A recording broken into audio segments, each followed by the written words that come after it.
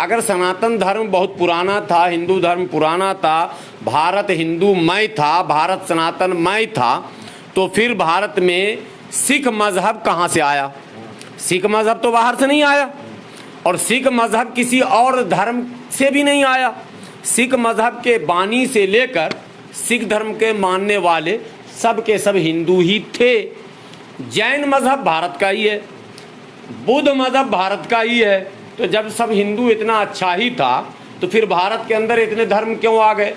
अभी हैरत होगी, अंधभक्तों को पता नहीं, यकीन हो नहीं, लेकिन अंधभक्तों से मैं कहता हूँ ज़रा सा गौर से सुनना इस बात को कि एक है निरंकारी बाबा, बाबा हरदेव सिंह महाराज थे, मर गए, अब उनकी बेटी है। दिल्ली में निरंकारी ग्राउंड भी एक है, निरंकारी ग्राउंड, निरंकारी नगर। निरंकारी क्या चीज़ है भाई? आपने कभी जांचा, पढ़ा, पूछा क्या किसी से? निरंकारी हिंदू है क्या? निरंकारी हिंदू धर्म का सबसे बड़ा दुश्मन है। निरंकारी कहता है किसी कीमत में, निरंकार मतलब कोई आकार नहीं, कोई शक्ल नहीं, कोई मूर्ति नहीं, कोई पूजा पाठ नहीं, किसी के सामने, मूर्ति के सामने झुकना नहीं, मूर्ति से मांगना नहीं, मतलब इस्लाम का ही झलक दिख रहा वहां पर। एक मिनट, तो वो कौन है? करोड़ों लोग जो निरंकारी के सत्संग में पहुंचते हैं। जरा माइक लेके जाइएगा, अभी नवंबर में होने वाला, हर साल नवंबर में 9, 10, 11 नवंबर को निरंकारी सत्संग होता है। उसी निरंकारी मैदान में माइक लगा के पूछेगा आप लोग हिंदू हैं कि मुसलमान? सब कहेंगे हिंदू। तो आपको यहाँ क्या सिखाया जाता है? दुर्गा की पूजा, सरस्वती की पूजा, हनुमान की पूजा, या मना किया जाता है? पता चलेगा, जवाब आपको मिलेगा कि मना किया जाता है और कहा जाता है मात्र पितृ पूजा, यानी माँ बाप की सिर्फ पूजा करो बगैर मूर्ति के सामने। बात समझिए। तो मतलब तो हिंदू धर्म तो वहां समाप्त हो रहा है, लेकिन ये निशाना बंदूक का नाल घुमाए हुए हैं इस्लाम की तरफ। अभी इनके यहाँ एक और निकला था, डेरा सच्चा सौदा, गुरमीत राम रहीम सिंह, जो जेल भी बेचारा घूम के आ गया लड़की के चक्कर में। उस आश्रम में डेरा सच्चा सौदा जो सिरसा में है, उस आश्रम में भी घूम के आ जाइए। वहां भी, एक मिनट में कंप्लीट करूँ तो सवाल कीजिएगा। और वहां भी आप पूछिए कि भाई तुम हिंदू है मुसलमान? टोटल हिंदू है। पूछो भाई यहाँ क्या सिखाया जाता है? तो वहां भी जो है प्रेम रस पिलाया जाता है और हिंदू धर्म से दूर कराया जाता है। भैया एक बात बताओ, इस्लाम कहाँ पर करा रहा? तो ये करोड़ों मुसलमान, करोड़ों ईसाई, करोड़ों सिख, करोड़ों बौद्धिस्ट, करोड़ों नास्तिक, करोड़ों कम्युनिस्ट और करोड़ों ये डेरा सच्चा सौदा और झूठा सौदा और निरंकारी और कौनकारी, ये सब तो हिंदू धर्म से भाग रहे हैं। तो हिंदू धर्म में भगदड़ मचा हुआ। हिंदू धर्म टिकाऊ नहीं है, हिंदू धर्म समापन की ओर बढ़ रहा है। अब उसको संभालने के चक्कर में इन्होंने सारी कोशिशें तो कर ली, इनकी सारी कोशिशें बेकार जा चुकी हैं। अब इनको एक ही कोशिश नजर आता कामयाब, मुसलमान, इस्लाम आतंकवाद से है, इस्लाम फला से है, इस्लाम में ISIS है, इस्लाम में ये है, इस्लाम में वो है, इस्लाम में फला है, इस्लाम में जानवर खा जाता है, जिंदा खा जाता है, मुर्दा खा जाता, ना जाने पता नहीं क्या क्या पागलपनी का आरोप लगता है। इस्लाम के बारे में गलत प्रचार करना, मुसलमानों को गलत साबित करना, मुसलमानों को मुजरिम बताना, इस्लाम को गलत बताना, इत्यादि इत्यादि, ये इनका आखिरी हथियार है, जो इंशाअल्लाह ये हथियार भी इनका देर सवेर, अगर मुसलमान सही हो जाए, मुसलमान अगर हक परस्त हो जाए, मुसलमान इस्लाम पर 100% अगर अमल करने लगे, तो इंशाअल्लाह इनका ये हथियार भी खत्म हो जाएगा। हमारे अंदर थोड़ी सी कमियां जो आई हैं, उसी का ये फायदा उठा रहे हैं और उसी पर ये धर्म टिका हुआ। अब ये क्या करते हैं? मुसलमान शराफत का चोला ओढ़े हुए है, मुसलमान सड़कों पर नहीं उतरता, मुसलमान सब्र का दामन थामे हुए है, तो जबरन घर में घुसकर मारते हैं, जबरन पकड़कर मारते हैं, जबरन ट्रेन में मारते हैं। ट्रेन में जो मारा गया, जो 4 लोग ट्रेन में मारे गए, दाढ़ी वाले और नकाब वाली के साथ जो बेहुरमती किया उस सनकी ने, वो क्या सनक थी उसकी? सनक ये थी कि उसका धर्म बेचारे का खतरे में है। सनक ये थी कि इस्लाम को टारगेट अगर नहीं करेंगे तो हिंदू तो वो गोलबंद नहीं होगा। हो गया जातिगत जनगणना बिहार में और इनकी हवा निकल गई। जब बिहार में एक नेता थे जो गुजर गए, जगदेव बाबू, बाबू जगदेव कुशवाहा कहते थे 100 में 90 शोषित है, 90 भाग हमारा है, खाली करो ये धरती स्वर्णो, यहाँ कुछ भी नहीं तुम्हारा है। लेकिन मौलाना, जय श्री राम नहीं कहने पर जान से मार दिया जाएगा। मैं कह तो रहा हूँ, राम को भी ये लोग पूरी तरह से बदनाम करके सड़क पर छोड़ के जा रहे हैं। राम को, हनुमान को, आपने हनुमान का एक नया मूर्ति आजकल आया जिस पर पप्पू यादव ने बयान दिया था, मैं बोलूँगा तो मेरे खिलाफ धरना प्रदर्शन इन लोग शुरू कर देगा। हनुमान की जो पुरानी मूर्ति है उसको देखिए और नया स्टिकर जो आजकल गाड़ियों पर चिपक रहा उसको देखिए। ये पप्पू यादव ने बयान दिया था, ये राम का भी अवतार और रूप बदलेंगे, हनुमान का भी रूप बदलेंगे। और ये कहते हैं भाषणों में, इनके सन की जो लोग हैं, वो जो एक महामंडलेश्वर बना दिया गया सन की, जो पहले स्वामी, अब जो बकता रहता था, जो ये त्यागी को बनाया है, अरे वसीम रिजवी को जो त्यागी बनाया उसका यति नरसिम्हानंद, गुंडा डकैत मवाली, उसको इन लोगों ने बना दिया महामंडलेश्वर। इसी से पता चलता है कि धर्म का मना आधार और बुनियाद कितना कमजोर हो गया साहब। योगी जी के पीछे पड़े हुए हैं, योगी जी को बुरा भला कह रहे हैं। नहीं, योगी जी को भी वो गाली बकता था। हिंदू धर्म को तो माँ बहन कर दिया उसने, जंतर मंतर पे हिंदू को माँ बहन कर रहा और उसी को बना दिया महामंडलेश्वर। उसकी गरिमा, पद की गरिमा भी समाप्त हो गई। वो बंदा बोलता है कि हम पैदा ही हुए इस्लाम मिटाने के लिए। अबे पैदा तू हुआ, पहले हिंदू तू फैला, नहीं समझे? तू अपना व्यापार फैलाएगा या दूसरे का व्यापार मिटाएगा? किसी के दुकान में आग लगाने वाला चोर होता है और अपने दुकान को तरक्की देने वाला व्यापारी होता है। तो तू चोर है या व्यापारी है? तू दूसरे के मजहब के पीछे पड़ा हुआ, तू अपने मजहब में संभाल नहीं रहा। तेरे यहाँ जो है बिरादरी के नाम पे मंदिर मस्जिद का मसला, बिरादरी के नाम पे भगवान। मैं नहीं कह रहा हूँ, योगी जी ने कहा हनुमान जी दलित थे। भाई मैंने तो नहीं कहा, किसी मुसलमान ने तो नहीं कहा, किसी मौलाना ने तकरीर में नहीं कहा, आपने खुद कहा परशुराम ब्राह्मण है। हमने नहीं कहा, तो हमें नहीं पता परशुराम ब्राह्मण है। भगवान को भी नहीं छोड़ रहे, किसी को नहीं छोड़ बख्श रहे ना। परशुराम ब्राह्मण ही नहीं है। अब सुनिए, परशुराम ने इस धरती से छत्री को 7 बार नष्ट किया। जब 7 बार नष्ट कर दिया तो फिर योगी आदित्यनाथ कहां से आ गए? ये छत्री लोग आए कहां से? और आए का मतलब तो असल टक्कर तो छत्री और ब्राह्मण में होना था, परशुराम ब्राह्मण थे। लेकिन इस टकराव को रोकने के लिए आरएसएस ने उसका रुख मोड़ा है मुसलमान की तरफ कि इस्लाम आया, आक्रमण किया, जनऊ काटा और फैला किया। इतना झूठ, इतना मक्कार, इतना झूठ के भी हाथ पैर होते हैं। लेकिन मौलाना जी, जिस तरीके से इकबाल के साथ जो हत्याकांड हुआ उस पे तो मैं इकबाल पे आ रहा हूँ, उस पे तो उनको मुआवजा मिल गया है। लेकिन ये घटनाएं कब रुकेगी? मैं 1 मिनट और आ रहा हूँ फिर आपके मौजू पर। एक बात सारे हिंदुस्तान के लोग जानते हैं, हिंदू मुसलमान दोनों कान खोल कर सुन लें। आपके व्यूवर से मैं कह रहा हूँ, कहा जाता है औरंगजेब के बारे में, मैं ये बात कहकर औरंगजेब का पक्ष नहीं ले रहा हूँ, ठीक है, हालांकि पक्ष लेना कोई जुर्म नहीं है, मगर पक्ष ले नहीं रहा हूँ। एक लॉजिक है। कहा जाता है औरंगजेब के बारे में कि जब तक 1.25 मन जनेऊ उसके सामने लाया नहीं जाता था वो नाश्ता नहीं करता था। इत्तेफाक से एक टीवी चैनल पर मैंने कह दिया कि तराजू लाइए और 1.25 मन जनेऊ को तौल लीजिए। आज की तारीख में भी सिर्फ 1 महीना चाहिए। कितना दिन चाहिए? 1 महीना। आज जबकि 140 करोड़ की आबादी है, तब पूरे अखंड भारत की यानी कि औरंगजेब की हुकूमत जितनी बड़ी थी उसमें सिर्फ 15 करोड़ की आबादी थी। और तब 1.25 मन जनेऊ का मामला होता, तब जनेऊ सिर्फ ब्राह्मण पहनते थे।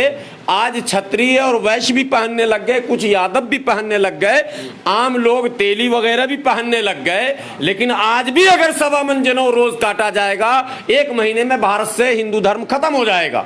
तो अगर औरंगजेब 1.25 मन जनेऊ रोज काटता, 1.25 मन जनेऊ का गर्दन काटता और जनेऊ लाता सामने, तब नाश्ता करता, तो भारत की धरती तो छोड़िए, कहीं और भी होता ना, विदेश में भी कोई हिंदू, वो भी समाप्त हो गया होता, और ब्राह्मण तो कम से कम समाप्त हो ही गया होता। ये इतना बेतुका बयान है, ये इल्जाम नहीं है, ये गढ़ा हुआ ऐसा झूठ है जिसको जबरन प्रस्तुत किया जाता और बेवकूफ किस्म के, अनपढ़ किस्म के लोग इस पर यकीन भी कर लेते हैं। अब मैं असल मुद्दे पर आता हूँ। जब बार बार आप झूठ कहेंगे तो माहौल झूठ का बनेगा। अभी एक घटना दिल्ली में घटी, एक कब्रिस्तान में कुछ आरएसएस के लोग आए, बोले भाई यहाँ मदरसा कैसे चल रहा है, यहाँ मस्जिद कैसे हो गई, यहाँ तो कब्र की ज़मीन है और ये है और मैं बंद कराऊंगा। वो आदमी आया जो आज से कुछ साल पहले हमसे हाथ पैर जोड़कर कह रहा था कि इस बार काउंसलर मुझे बना दो। इत्तेफाक से 2 चुनाव लड़ा, दोनों बार नहीं जीत पाया। भाजपा से दोनों बार उसने टिकट मांगा था, भाजपा ने टिकट नहीं दिया। उसका नाम है अशोक डबास। अब टिकट के चक्कर में उसको कब्रिस्तान नजर आ रहा, मस्जिद नजर आ रहा कि हम एक माने फेस बन जाएं, एक चेहरा बन जाएं, हमको टिकट मिल जाए। अब मैं बताता हूँ, सियासत में मुसलमान, मस्जिद, कब्रिस्तान यही रह गया। यही कपिल मिश्रा जो दिल्ली का है, वो आम आदमी पार्टी में अच्छा भला मंत्री था। वो जब मंत्री था तो टोपी पहन के इफ्तार पार्टी भी कर रहा था। लोगों ने उसकी तस्वीर देखी भी होगी। एक जगह तो वो आयतल कुर्सी भी पढ़ रहा।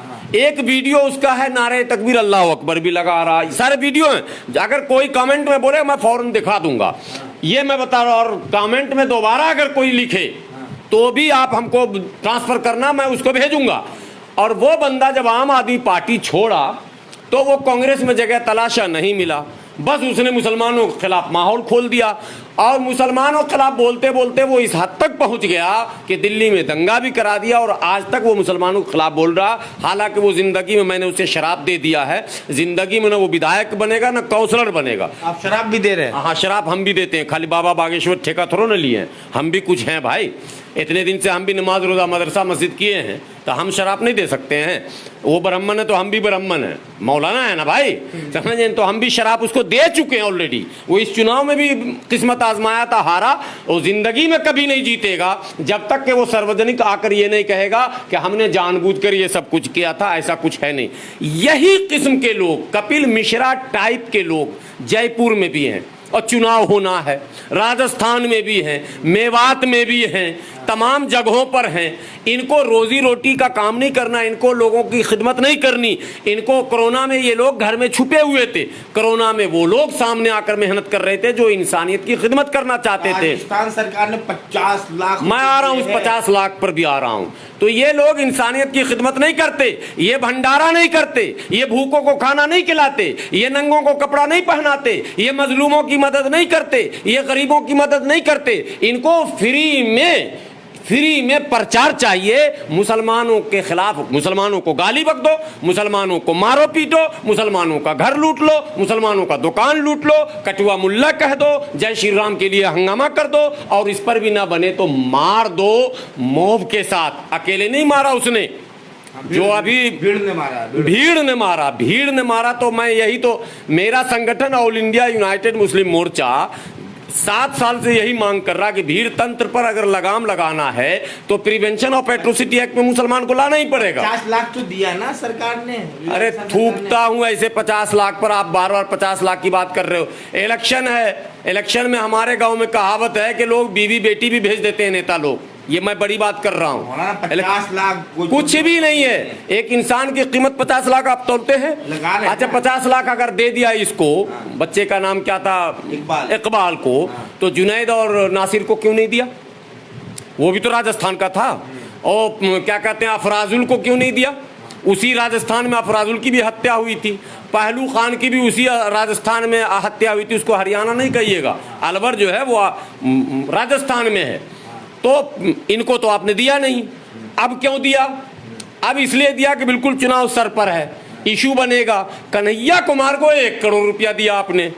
कन्हैया कुमार की हत्या भीड़ ने नहीं की, एक सरफिरे पागल मुसलमान ने। मैं मुसलमान भी उसे नहीं मानता हूँ, वो लोग उसे आशिक रसूल ना जाने, जाहिल मुसलमान भी तो जाहिलों की तादाद यहाँ भी है। अरे भाई, कोई आशिक रसूल ये कदम नहीं उठाएगा, बात समझिए पहले। तो उसने काट दिया। एक सरफिरे मुसलमान ने उसका सरकलम कर दिया। उसके घर अशोक गहलोत गए, उसको 1 करोड़ रुपया दिया। अब वहीं से मैं सवाल उठाता हूं कि अगर कन्हैया कुमार को 1 करोड़ तो इकबाल को 50 लाख क्यों? ये सवाल तो भाई 1 करोड़ अगर कन्हैया को तो 1 करोड़ यहाँ भी, ठीक है। फिर आपने जुनैद और नासिर को पैसे क्यों नहीं दिए? 3-3 लाख रुपए पे क्यों टरका दिया? 10 लोगों को गिरफ्तार करके जेल क्यों भेज दिया? जो आवाज उठा रहा था उसको क्यों अंदर कर दिया?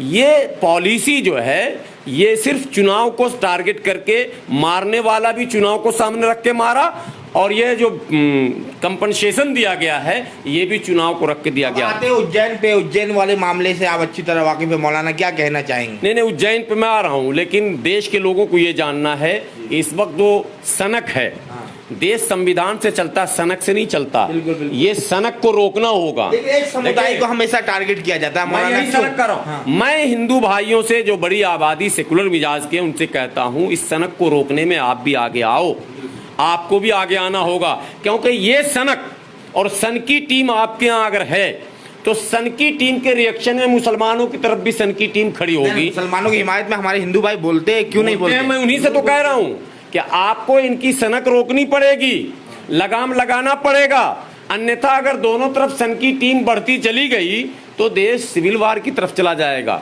इसलिए इन सनकी को रोकिए और संविधान पर अमल करने को बाध्य कीजिए, वैसा वातावरण बनाइए आप, ताकि व्यवस्था हमारी सही रहे। आपने उज्जैन पर पूछा, आप राजस्थान मध्य प्रदेश से आप भी बाहर नहीं निकल रहे हैं, आप भी चुनावी राज पे जाते हैं। देखिए मामला तो वही हो रहा है ना मौलाना, क्यों सवाल क्यों ना किया जाए? उज्जैन में जो कुछ हुआ वही हरकत यूपी में भी हुआ था किसी दिन में, और अभी भी हुआ है। लोग, चूंकि यूपी में अभी चुनाव नहीं है, इसलिए यूपी के इशू को मीडिया भी हवा नहीं देती है और सोशल मीडिया भी तवज्जो नहीं देता। उज्जैन में जो शर्मनाक हादसा हुआ, हादसा शर्मनाक, बिल्कुल दिल दहला देने वाला हादसा, उस हादसे को सुनकर, उसकी कहानी देखकर ऐसा लगता है कि इंसानियत नाम की चीज कहीं अब पुलिस वालों के पास रही नहीं। हालांकि कई तस्वीरें पुलिस वालों की ऐसी आती हैं कि वो लगता है कि वाकई फरिश्ता का शक्ल इख्तियार कर लेता, और कई कारनामे पुलिस के कई अफसरों और जवानों ने ऐसा भी किया है। लेकिन अधिकांश पुलिस वाले बिल्कुल संवेदनहीन हो चुके हैं इस मामले को लेकर। जहां की वो बच्ची थी, उज्जैन में घटना घटी, वो बच्ची उज्जैन की थी नहीं, वो जहां की थी, अभी मैं जिला भूल रहा हूं, सतना। वहां पुलिस वालों को लड़की के बाप ने जाकर बताया गुमशुदगी का, कोई संज्ञान उसने नहीं लिया। और जब ये घटना घट गई और ये बच्ची जब तड़प रही थी, मदद मांग रही थी, तब भी पुलिस वाले सक्रिय नहीं हुए।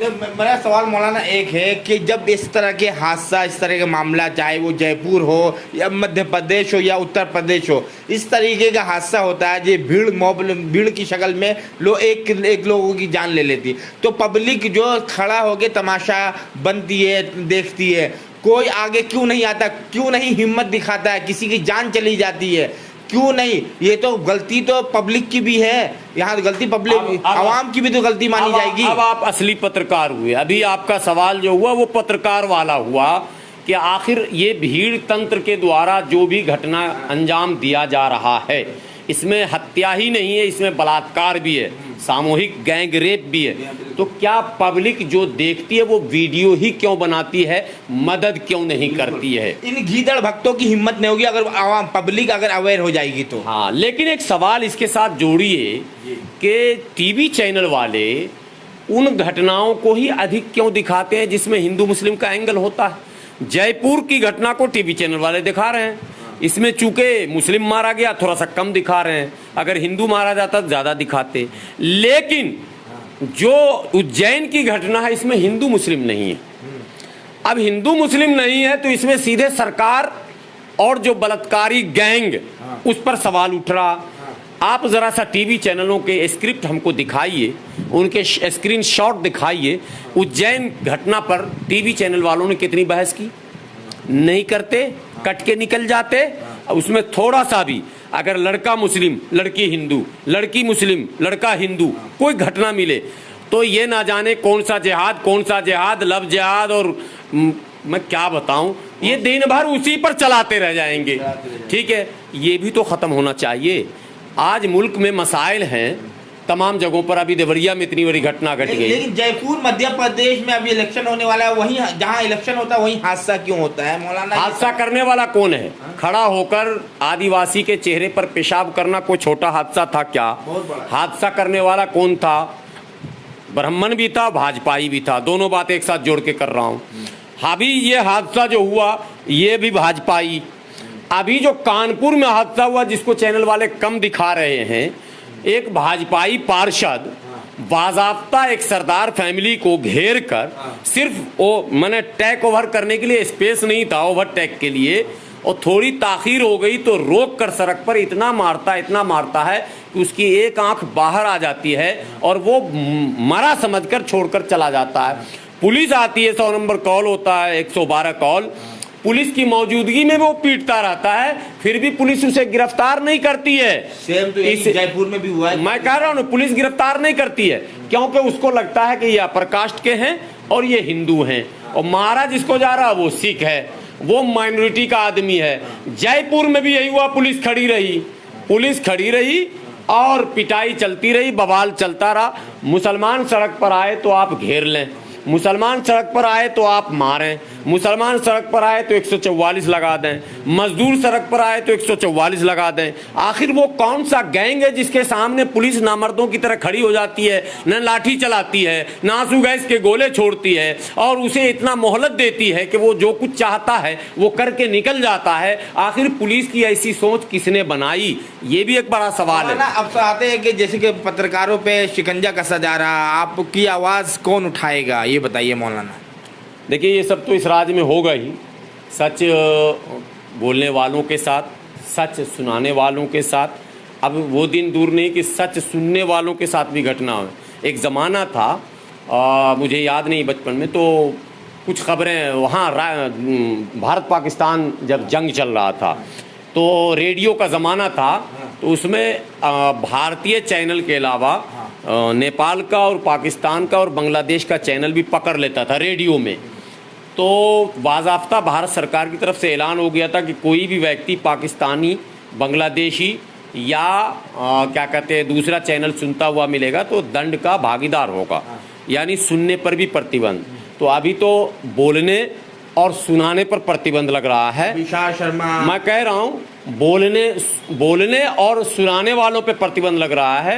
कुछ चैनल बंद किए जा रहे हैं, कुछ चेहरे को अंदर किया जा रहा। वो दिन दूर नहीं कि सुनने वालों पर भी प्रतिबंध लगेगा, यानी तुम सुनते क्या हो, अगर ये खबर लग गई कि फलां चैनल तुम सुनते हो तो तुम अंदर जाओगे।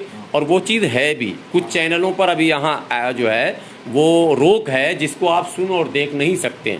जैसे डॉक्यूमेंट्री आया था, BBC ने एक डॉक्यूमेंट्री बनाई थी, सरकार ने कह दिया आप देख नहीं सकते हैं। JNU वालों ने देखने की कोशिश की, आपको पता ही है अंजाम, जिसने कोशिश की चलाने की वो सब के ऊपर कार्रवाई की गई। तो वो ज़माना आने वाला है, उससे पहले कि वो दिन आ जाए लोगों को सतर्क होना चाहिए। न्यूज़ क्लिप के एंकर जो है विशाल शर्मा, हाँ, लेकिन उनको गिरफ्तार कर लिया गया। और मसला हमारे यहाँ भी बहुत कुछ है, हमारे लोग भी टुकड़ों में बटे हुए हैं, एक दूसरे का टांग खींचते हैं। आप क्या समझते हैं? कैसे? ऐसे ही आप क्या समझते हैं कि ऊपर खाने जो लोग हैं उनका आपस में मेरी तबीयत आज उतनी अच्छी ही नहीं, इसलिए मैं बोलने के मूड में नहीं था, लेकिन आप आए तो मुझे लगा हर हाल में बोलना चाहिए। 24 घंटे मैं बेड पे रहा हूँ, लेकिन हमारे यहाँ जो सबसे बड़ी खामी है कि कोई उभरता हुआ चैनल हो या उभरता हुआ चेहरा हो या उभरता हुआ पत्रकार हो, उसका टांग कोई और बाद में खींचेगा, हमारे लोग पहले खींच लेते हैं। हमारे यहाँ भी अंडरस्टैंडिंग नहीं है। एक उदाहरण मैं देता हूँ, समझने वाले समझ जाएंगे। मोदी की सरकार 33%, बाकी वोट 67% विरोध में हुआ ना। 33% में जब मोदी जी की सरकार बन गई तो 67% तो विरोध में हो गया। 33 का 2 गुना कितना होता है? 66, यानी 2 गुना वोट विरोध में है। उसके बाद भी सरकार मोदी जी की बनी, इसका मतलब है वो 66% 10 टुकड़ों में बटा। 10 टुकड़ों में जब बटा तो परसेंट हो गया 7, 8, 9, 10, 11, किसी के हिस्से में 5, किसी के हिस्से में 10, किसी के हिस्से में 20। कोई भी 25 से आगे 20 से आगे नहीं बढ़ सका, सब विपक्ष में चला गया। बाद में उन्हीं पार्टियों में से तोड़ के अब ये लगभग 38-39% पे मोदी जी अभी फिलहाल NDA जो इनका है वो है। यही हालत हर जगह है। सोशल एक्टिविस्ट जितने मुसलमान हैं या नॉन मुस्लिम में जो हमारे दूसरे हैं सोशल एक्टिविस्ट, वहाँ भी गैंगबाजी है। तू बड़ा सोशल एक्टिविस्ट या मैं बड़ा, तेरा नाम बड़ा छोटा वहाँ भी। अरे भाई, अगर कोई तेजी से उभर रहा तो उसको इनडायरेक्टली घेरा जाता है। आप क्या समझते हैं, आज 12-13 साल से मैं ही भाग दौड़ करता हूँ, हमारे खिलाफ हमारे ही लोग खड़े हो जाते हैं, चैनल लेकर खड़े हो जाते हैं, वो बिरादरी भी हमारा गिनाना शुरू कर देते हैं, गलत या सही मेरे घर का पता भी बताना शुरू कर देते हैं। इतनी भी तहकीक नहीं करते हैं कि मैं किस ज़िला का हूँ, जबकि वो खुद मेरे ज़िला के बराबर का है। मैं नाम अभी नहीं ले रहा हूँ, एक बात बता रहा हूँ। तो ये सब हरकत तो हमारे यहाँ खूब आम है, हमारे यहाँ टांग खींचने का रिवाज है। तो आप क्या समझ रहे हैं अभिसार शर्मा स्वतंत्र है और जो लेफ्ट के दूसरे लोग हैं वो अंदर खाने अभिसार शर्मा के साथ हैं क्या? तो सब लोग हिमायत में नहीं, हिमायत में सब। आज तो मैं जंतर मंतर गया था बीमार होने के बावजूद भी, हाँ, लेकिन मुझे लगा वहाँ मैंने चेहरे देखे, वही आयशा, सोशल मीडिया स्टूडेंट का एक संगठन आयशा, वही उन्हीं के लोग थे। पत्रकारों के नाम पर 3 थे, अनिल चामरिया दिखे हमें, 3-4 बड़े पत्रकार दिखे, बाकी कोई नहीं, कोई नहीं, ठीक है, कोई भी नहीं। वकील के नाम पर भानु प्रताप दिखे अकेले, ठीक है, तो भानु प्रताप जी के साथ 1-2 जो उनके वकील होते हैं वो थे, कोई नहीं था, कोई सामाजिक कार्यकर्ता नहीं था, कोई भीड़ नहीं थी। जब इतनी बड़ी घटना, उर्मिलेश देखिए, अभिसार शर्मा से भी बड़ा चेहरा उर्मिलेश का है, बहुत बड़ा चेहरा, इतना बड़ा व्यूअरशिप है इनका, मिलियन में वीडियो जाती है। अभिसार शर्मा को अच्छी एंकरिंग के लिए लोग पसंद करते हैं, लेकिन उर्मिलेश जो है वो वाकई एक बहुत बड़े स्कॉलर हैं और भारत के कोने कोने में उनका स्टेज शो होता, प्रोग्राम होता, लोग बुलाते हैं, बड़े बड़े लोग बुलाते हैं। अभी 1 महीना पहले आपने शायद चलाया कि नहीं चलाया, अभी शाहीन बाग में एक बड़ा प्रोग्राम में उन्हें बुलाया गया था चीफ गेस्ट के हैसियत से, होटल रिवर व्यू में भी उन्हें हर जगह बुलाया जाता है और वो बहुत वरिष्ठ पत्रकार हैं। तो जब उनकी हिमायत में लोग नहीं आ पाए, मुट्ठी भर लोग, गैंगबाजी है, ग्रुपबाजी है। अभी देखिए इंडिया और एनडीए 2 ग्रुप है, अब संजय सिंह गिरफ्तार हो गए, तो क्या मतलब? संजय सिंह की गिरफ्तारी आज हुई है, हो गई गिरफ्तारी, पहले पूछताछ, आखिरी में गिरफ्तारी। आप देखेंगे कोई नहीं जाएगा हिमायत में, सिर्फ आम आदमी पार्टी। क्यों? अभी इंडिया बनाए हो तो पूरा इंडिया उतर जाओ ना भाई, कभी तो ताकत दिखाओ। लालू परिवार को फंसाया जा रहा, इंडिया उतरो, नहीं उतरेगा। किसी और को फंसाया जाएगा, इंडिया उतरो, नहीं उतरेगा। वोट बटोरने के लिए, वोट बटोरने के लिए इंडिया बना रहे हैं। तो अगर सरकार गलत कदम उठा रही है, ये बात आप मान रहे हैं, हम मान रहे हैं, तो कांग्रेस क्यों नहीं मान रही है? सवाल तो बनेगा ना, उनको भी उतरना चाहिए। मौलाना घूम फिर के कांग्रेस मैं तमाम इंडिया की पार्टियों को कह रहा हूँ कि अगर उर्मिलेश के साथ जो कुछ हुआ, उर्मिलेश जी एक वरिष्ठ पत्रकार ही नहीं है, देश के गिने चुने चेहरों में से एक हैं, और मैं कहूँ कि उनके कद के सामने प्रधानमंत्री जी का कद कुछ भी नहीं, जीरो भी नहीं है, जीरो भी नहीं। प्रधानमंत्री का अपमान कर रहे हैं मौलाना। अरे मैं उससे भी बड़ी बात अभी बोल सकता हूँ, भारत में जितने केंद्रीय मंत्री हैं उर्मिलेश के सामने खड़े भी होने के लायक नहीं है। वो कद उर्मिलेश जी का है, वो कद समझिए। प्रधानमंत्री बन जाना के लिए, ये तो डेमोक्रेसी है, संवैधानिक। अरे प्रधानमंत्री हमारे, वही तो सम्मान का पद है कि हम प्रधानमंत्री जी कह रहे हैं। अभी वो प्रधानमंत्री जी पद से हट जाएं, लोग पता नहीं क्या क्या कह देगा। इसका नाम ले, वो संवैधानिक पद पे है क्या? नहीं, मैं कद बता रहा हूँ, जो कद है एजुकेशनल और सोशल, वो उर्मिलेश जी का जो कद है उसके सामने नेता मंत्री का कोई कद ही नहीं है, प्रधानमंत्री जी का कोई कद ही नहीं। प्रधानमंत्री जी 10 साल पढ़ेंगे तब भी उर्मिलेश के बराबर नहीं होंगे, किसी मास्टर से कोचिंग करेंगे तब भी नहीं होंगे। लेकिन आज उर्मिलेश जी के साथ ये हरकत हुई, हालांकि उनको बहुत जल्दी छोड़ दिया गया और बाद में यह पता चला कि उनको सम्मान के साथ ले जाया गया, चाय पिलाया गया, बहरहाल, लेकिन ले जाना एक मसला है और ये आए दिन घटना घट रही है। किसी को भी कोई उठा ले, सरकार किसी भी ऐसे आवाज़ को जो सरकार के लिए सरदर्द बने या जो सरकार को लगे कि उसकी पॉलिसी के खिलाफ है। आप भविष्यवाणी अच्छा करते हैं, आपने एक बार जिक्र भी किया था कि हम जो है वो क्या कहते हैं, एक पंडित है, भविष्यवाणी भी, सियासी पंडित है, सियासी पंडित है। तो क्या लगता है 2024 में ये जो है सरकार किसके बनने वाली है? मोदी जी की बनेगी। फिर मैं कर रहा हूँ, मैं सियासी पंडित हूँ, लिख लीजिए कोरे कागज में, मोदी जी की बनेगी। कल ही देख लीजिएगा, मोदी जी की सरकार कल बन जाएगी। संजय सिंह गिरफ्तार हुए ना, कल धरना शुरू अभी हो रहा, अभी भी धरना हो रहा। आप लोग मौका मिलेगा तो जाइएगा, पता लगाइए कहाँ पर हो रहा, वीडियो चल रहा है। फिर ये इंडिया गठबंधन इतना बिल्कुल ढिंडोरा पीट रहा है कि बिल्कुल सरकार फुल बहुमत से बनने जा रही है सरकार, और इस बार मोदी जी का सफाया होने वाला है। ये क्या है? इन लोग जनता को बेवकूफ़ समझते हैं। जनता की नज़र अब सब पर है। जनता ये देख रही है कि ये अवसरवादी लोग अगर नीतियों पर आप एक हैं, देखिए एकदम क्लियर कट बात बोलता हूं, आपके व्यूअर भी समझ लेंगे। अगर ये सोना है और मोदी जी कह रहे हैं नहीं ये पीतल है, और हम कह रहे हैं सोना है, तो हम कह रहे हैं सोना है, मतलब कांग्रेस कह रही है सोना है, आम आदमी पार्टी को भी कहना पड़ेगा सोना है। आम आदमी पार्टी कह रही हो सकता सोना भी हो सकता पीतल भी हो, वो उधर पीठ घुमा ली। फिर आया टीएमसी, ममता जी आई, हम ही जानी ना सोना होवे कुछ होवे ना मना मतलब। लेकिन जैसे इलेक्शन का गठबंधन होगा ना सोना एकदम ये पब्लिक समझ रही है, अरे भाई गलत, ईडी का गलत इस्तेमाल हो रहा है। एक बात, अगर गलत इस्तेमाल हो रहा है तो आप सब एक जगह क्यों नहीं आ रहे हैं? 10 साल हो गए इस सरकार को पूरे, मगर आप एक साथ नहीं आ सके। अगर सीबीआई का गलत इस्तेमाल हो रहा, 10 साल हो गए आप एक जगह नहीं आ सके। नोटबंदी गलत था, 2016 का फैसला, आज तक आप एक मंच पर नहीं आ सके। जीएसटी गलत था, आज तक आप एक मंच पर नहीं आ सके। आए ना एक मंच पे आए ना 2024 के इलेक्शन के लिए। फिर ये इलेक्शन के लिए तो जनता नहीं समझ रही थी, अवसरवादी हैं आप। इलेक्शन में भी इनका अभी खींचा खिंचौल नवंबर दिसंबर इंतजार कर लीजिए, जनवरी में देख लीजिएगा कौन किधर भाग रहा। स्टालिन भागेंगे इससे, भविष्यवाणी कर रहा हूं, मैं भी सियासी पंडित हूं। आम आदमी पार्टी को तो लात मार के लोग भगाएगा, मगर वो भागेगा नहीं, ये भी आज सुन लीजिए। केजरीवाल को लात मार के भगाएगा इंडिया वाला, ऐसा माहौल बनाएगा कि ये भागे, मगर केजरीवाल नहीं भागेगा। उसकी भी मजबूरी है, उसकी ऐसी मजबूरी है कि अब वो भाग भी नहीं सकता। ये भी मैं सियासी पंडित की हैसियत से कह देता हूं। मगर ममता बनर्जी के भागने के चांसेस 80% हैं, स्टालिन के भागने के चांसेस 80% हैं, और जिसने इंडिया गठबंधन को जन्म दिया नीतीश कुमार, उनके भी भागने के चांसेस 80% है। ये कोई सियासी पंडित नहीं बोलेगा, गुलाम सरवर बोल रहा। कुंवर दानिश अली के जो सरबराह मायावती भी अभी इंडिया अलायंस में नहीं है। वो तो नहीं है, कुंवर दानिश अली के सरबराह कब से हो गए? कुंवर दानिश अली को टिकट ही नहीं मिल रहा है, ये भी मैं सियासी पंडित बोल रहा हूँ। उनकी पार्टी से सांसद है वो। हाँ वो हैं 2024 तक के लिए, 2024 में बसपा टिकट नहीं दे रही कुंवर दानिश अली को, ये भी मैं भविष्यवाणी कर दे रहा हूँ। आपने पूछ लिया तो मैंने कह दिया।